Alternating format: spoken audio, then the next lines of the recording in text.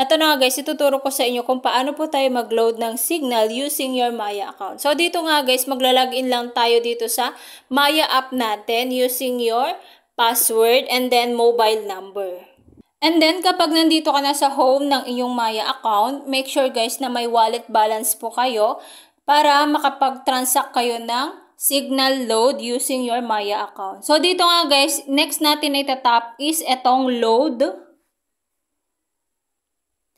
And then, makikita nyo na yung features ng load dito sa shop. Ito po yung home. And then, dito nga guys, swipe lang ninyo. And then, makikita nyo yung entertainment.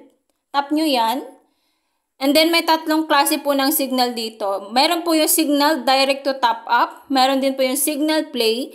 Meron naman po yung signal prepaid kit. So, dito nga guys, dahil box po yung luludan natin, itap po natin itong pinakauna na signal. Signal direct to top up. Tap natin yan.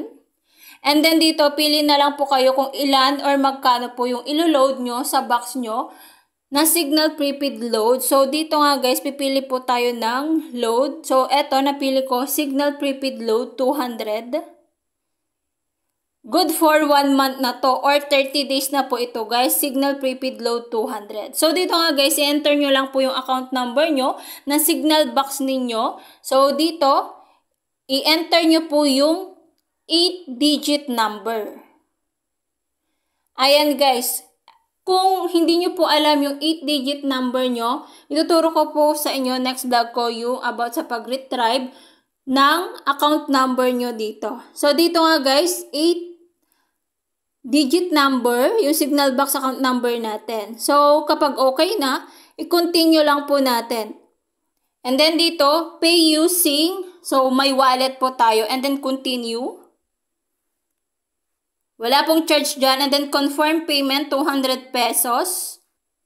And then dito, payment successful. So, continue natin.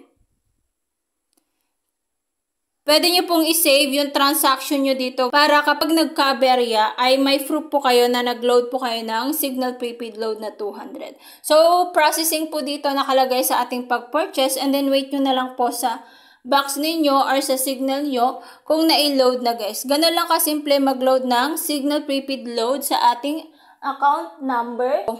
Yun lamang guys. Stay safe and healthy. God bless po. Bye-bye.